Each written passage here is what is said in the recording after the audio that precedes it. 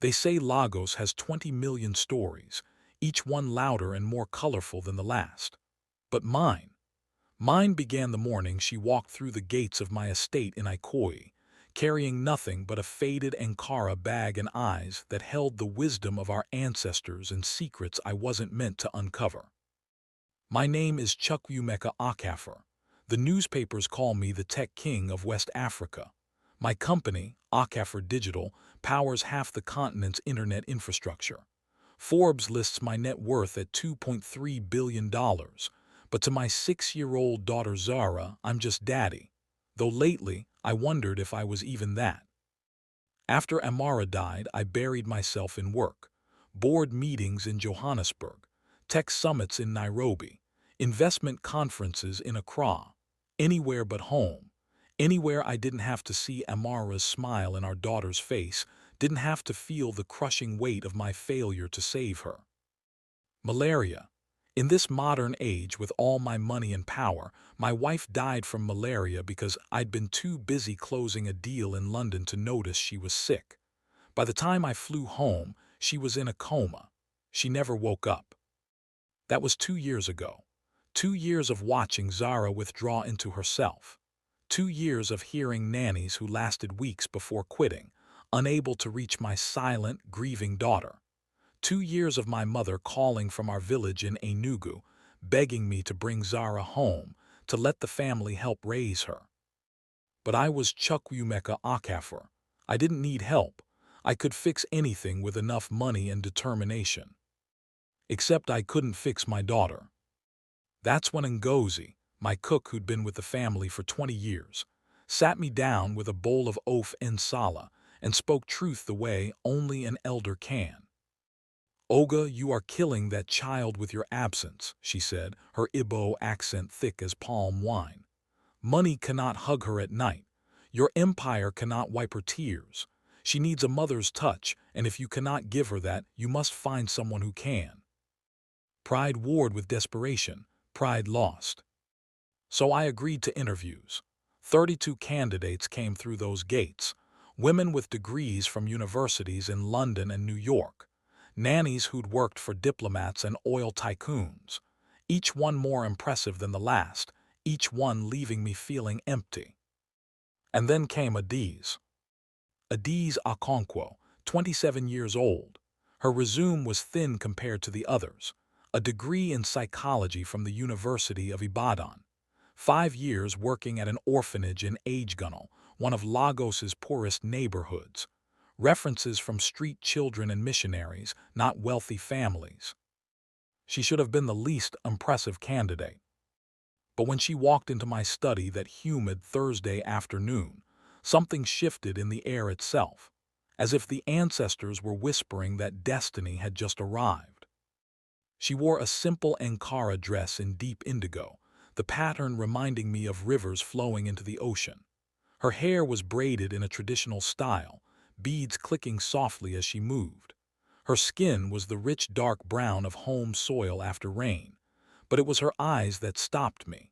Deep, penetrating eyes that seemed to see straight through the armor of wealth and power I'd built around myself. "Mr. Okafor," she said, her voice carrying the musical lilt of our people, "thank you for this opportunity." I should have asked the standard questions, should have maintained the professional distance I kept with everyone, but instead I found myself asking, "Why do you want this job, Miss Okonkwo? You work with orphans in Ajegunle, children who have nothing, who need everything. Why would you leave them to work for one privileged child in Ikoyi?" She didn't flinch, didn't give me the rehearsed answer I'd heard 32 times before. "Because privileged children can be orphans too, Mr. Okafor. Orphans of the living. I've read about your daughter, about how she hasn't spoken in 6 months, about how she sits by the window for hours drawing the same thing over and over." She paused. "She's drawing baobab trees, isn't she? The ones from your village, the ones her mother told her about." My throat tightened. "How did you know that?" "Because I drew them too after my parents died. The baobab is sacred. It's home. It's ancestors. It's the promise that even when everything else dies, something remains. Zara is trying to hold on to her mother through those trees, and she needs someone who understands that grief isn't something to fix. It's something to honor, to carry, to transform into something beautiful.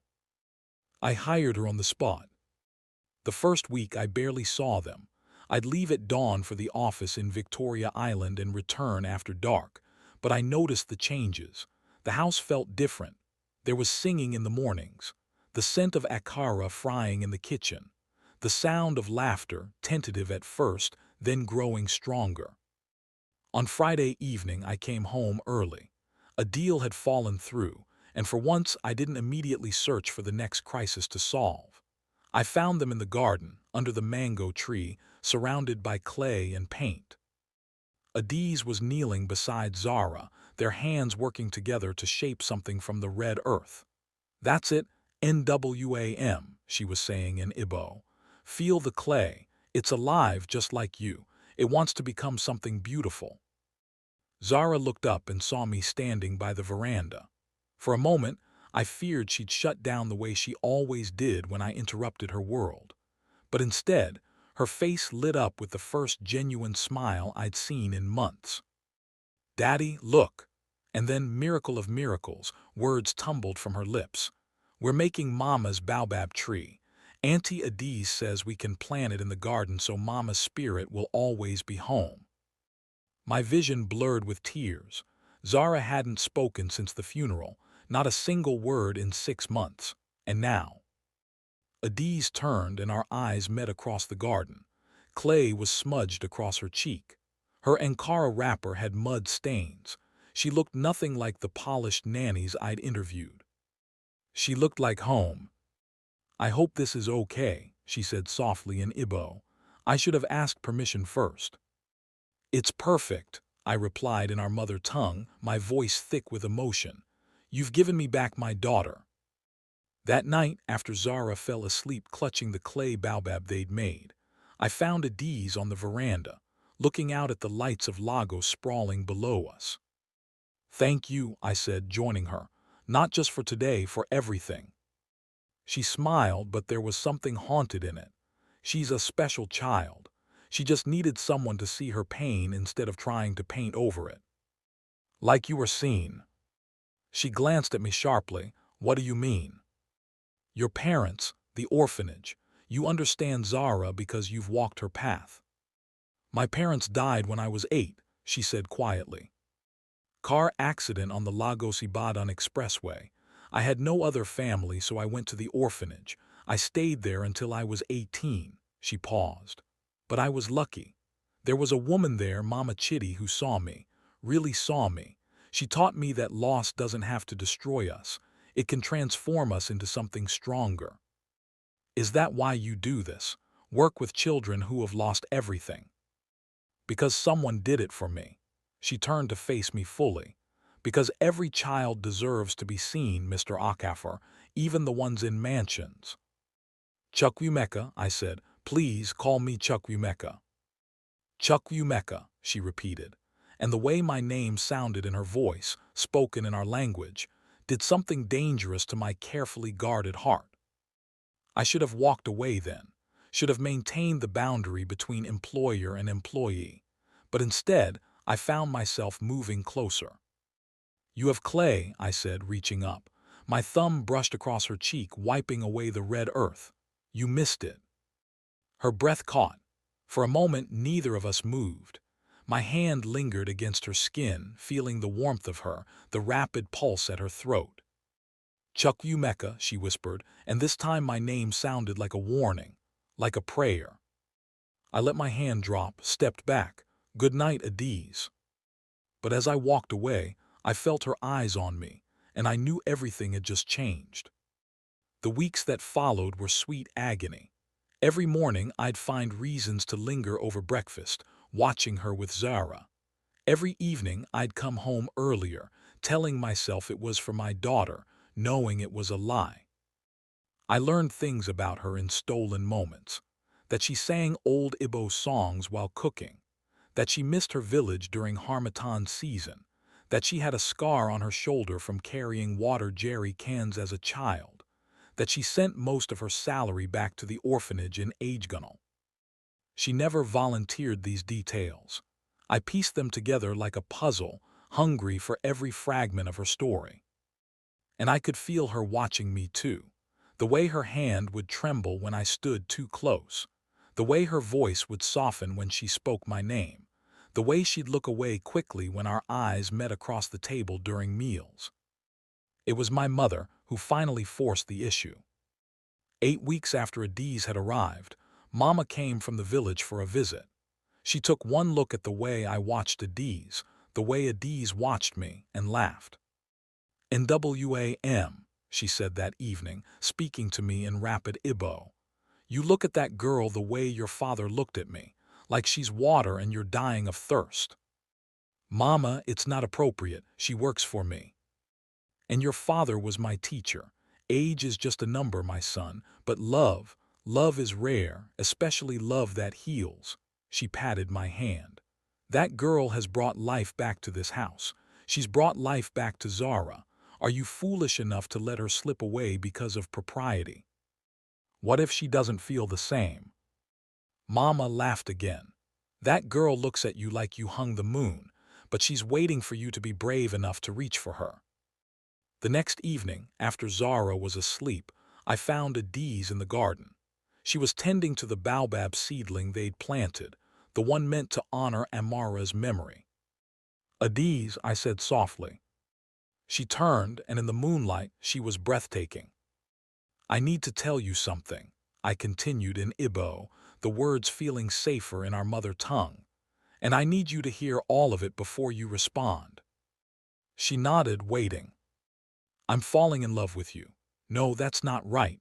I've already fallen. I love the way you sing to Zara. I love the way you honor my late wife's memory instead of competing with it. I love the way you see people, really see them, beneath all the layers we wear. I love that you're more comfortable in the market at Balagun than in the fancy restaurants I could take you to. I love everything about you, and it terrifies me." Her eyes were shining with tears. "Why does it terrify you?" "Because I failed Amara. I wasn't there when she needed me. What if I fail you too? What if my work, my obligations, my inability to be fully present destroys this before it begins?" She stepped closer, close enough that I could smell the shea butter she used on her skin, the faint scent of the garden in her hair. "Chukwumeka, you didn't fail Amara. You're not a god. You couldn't have known she was sick. You couldn't have stopped what happened. And you're here now every evening choosing Zara, choosing to heal. That's not failure. That's courage. And us, is this courage or foolishness? Maybe it's both." Her hand came up to rest on my chest, right over my racing heart. "I love you too. I've been fighting it, telling myself all the reasons it's impossible. But my heart doesn't listen to reason. It just keeps choosing you." I pulled her into my arms then, and she melted against me. And for the first time since Amara's death, I felt truly alive. We kissed under the mango tree, surrounded by the night sounds of Lagos, and it felt like destiny, like the ancestors had been guiding us to this moment all along. For 4 months we existed in a beautiful secret world. During the day, Adiz was Zara's nanny, professional, appropriate. But at night, after Zara slept, she was mine. We'd steal moments on the veranda, her laughter soft against my lips, share late dinners of jollof rice and egusi soup in the kitchen, dance to Afrobeats in the living room, her body warm against mine. I was falling deeper every day, in the way she looked at me like I was just a man, not a symbol of success, in the way she challenged me to be better, to be present, in the way she loved Zara with fierce, unconditional devotion. I'd never believed in second chances, but Adiz made me want to believe. I should have known it was too perfect to last. The first crack came on a Wednesday. I was at the office when my security chief, Ibrahim, called. "Oga, we have a problem. There's something wrong with Miss Okonkwo's background."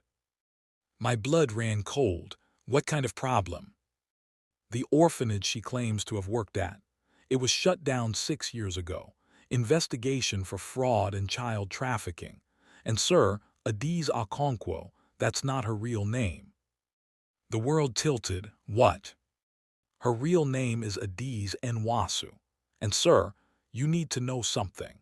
Nwasu was the surname of the man who ran that orphanage. The man currently serving 20 years in Kirikiri prison for trafficking children across West Africa. I couldn't breathe. Are you telling me? We don't know her involvement, sir, but there's a sealed file. She testified against him, but the details are classified. You need to be careful. This woman might be dangerous. I confronted her that evening. Zara was at my mother's, so we were alone in the house. Adiz took one look at my face and went pale. You know, she whispered. Tell me, my voice was ice. Tell me who you really are. She sank onto the couch, her hands shaking. My name is Adiz, that part is true, but Okonkwo isn't my real surname, it's Nwasu. The name landed like a bomb. Nwasu, Marcus Nwasu, the monster who'd been trafficking children, selling them to wealthy families across Africa and beyond. The man whose crimes had made international headlines 5 years ago. Marcus Nwasu was your father, I said flatly. No, she looked up sharply, tears streaming down her face. He was not my father. He ran the orphanage where I grew up. He was supposed to protect us. Instead, he sold us. The words hung in the air between us. He sold you, my voice cracked. I was 13 when he sold me to a family in Cameroon, told them I was an orphan who needed a good home. They paid him $50,000, but what they really wanted was a house servant, someone they could abuse, someone nobody would miss. Horror washed over me. Adiz. I escaped after 2 years, she continued, her voice hollow. Made my way back to Lagos, went to the police. They didn't believe me at first, just another street girl with a story, but I kept fighting, kept gathering evidence, talked to other children he'd sold. Finally, they listened. Marcus Nwasu went to prison because of my testimony. Why didn't you tell me? Because I knew what you'd think. She stood up, anger flashing in her eyes now. I knew you'd assume I was here for revenge or money or some twisted reason, that you'd never trust me around Zara. But I swear to you, Chukwumeka, I didn't even know who you were when I applied. The job was posted through an agency. I only saw your name in the interview.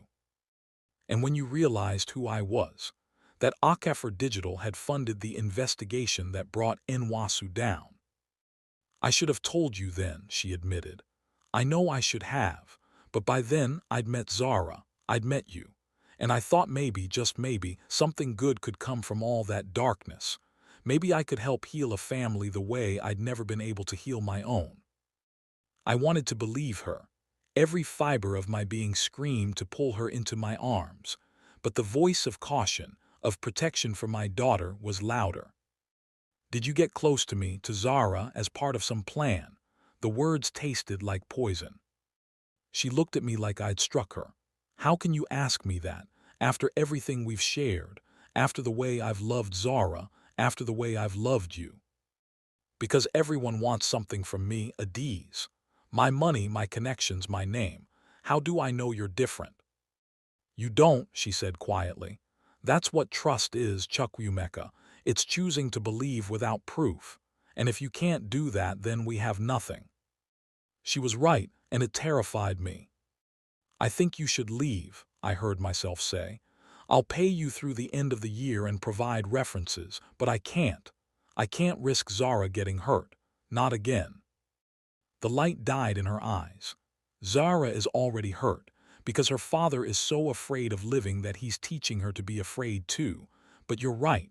I should go, because love without trust is just another kind of prison.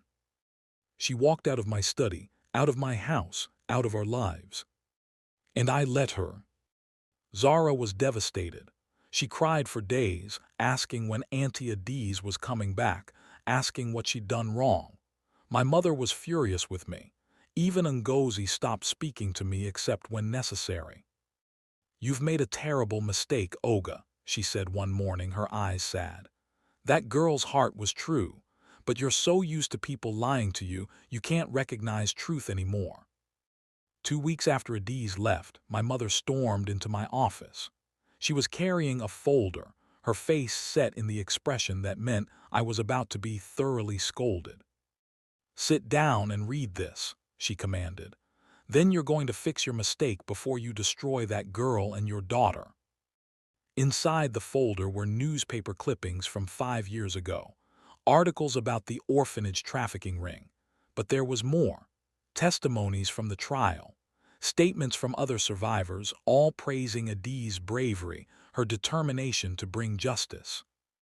There was a letter from a social worker. Adiz Nwasu could have disappeared into the streets of Lagos.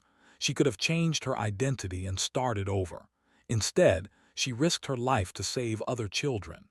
She spent 2 years gathering evidence, wearing a wire to record Nwasu's conversations, putting herself in danger every single day. This young woman is a hero. And there at the bottom was a photo. 16-year-old Adiz, painfully thin, bruised, standing in a courtroom. But her eyes were fierce, unbowed. The caption read, "Teenage trafficking survivor brings down international criminal ring." I sat in my office, surrounded by evidence of Adiz's courage, and realized I'd done exactly what her trafficker had done. I'd looked at her past and decided she was guilty without giving her a real chance to be believed. "Where is she?" My voice was rough. "She went back to Agegunal, back to the new orphanage she helped build. But Chukwumeka, if you're going to go after her, you better be sure. That girl has been abandoned enough for one lifetime. Don't go unless you're ready to fight for her, to believe in her, to love her the way she deserves." I spent the next day searching. Finally found her at the orphanage, a simple building painted in bright colors, surrounded by children. She was in the courtyard, teaching kids to make clay sculptures, the same way she'd taught Zara. When she saw me, she froze. "Chukwumeka, what are you doing here?" "I was wrong," I said, the words rushing out in Igbo. "I was wrong about everything, Adiz. You're not your past. You're the brave woman who transformed her pain into purpose.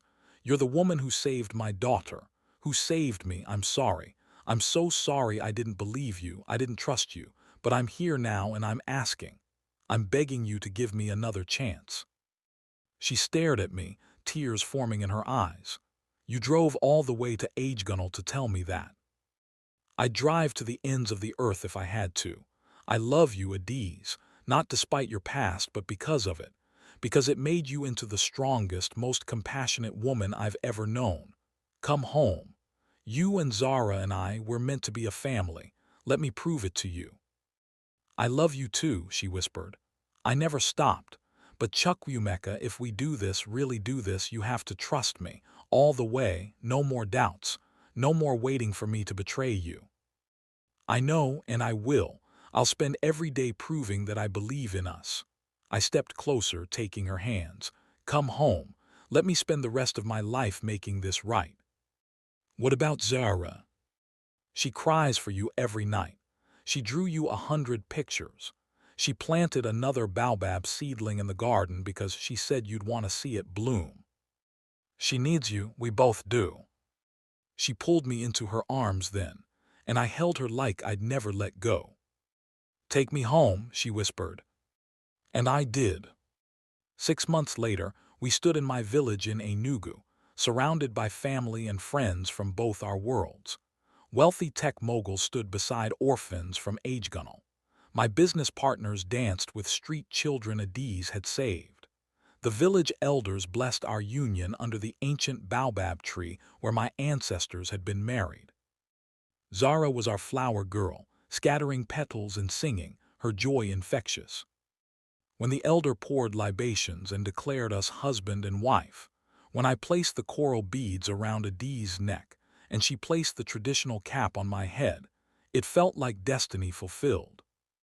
That night, after the celebrations died down, we stood on the veranda of my family compound, looking out at the stars above the village. Adiz was wearing her traditional Isiagu wrapper, the beads in her hair catching the moonlight. "No regrets," I asked, pulling her close. Only one, she said. I tensed until she continued. That we wasted 2 weeks apart when we could have been together. Then let's not waste another moment. Agreed, we have a lifetime to make up for. And we did. They say Lagos has 20 million stories, but mine is about redemption. About a broken man and a woman who'd survived hell, who found each other and built something beautiful from their scars. About learning that family isn't about perfection or protection. It's about trust. It's about believing in each other, especially when it's hard. Mine is a story about love that heals. And like the baobab tree in our garden, it's a love that will live for generations. Ndua, welcome home.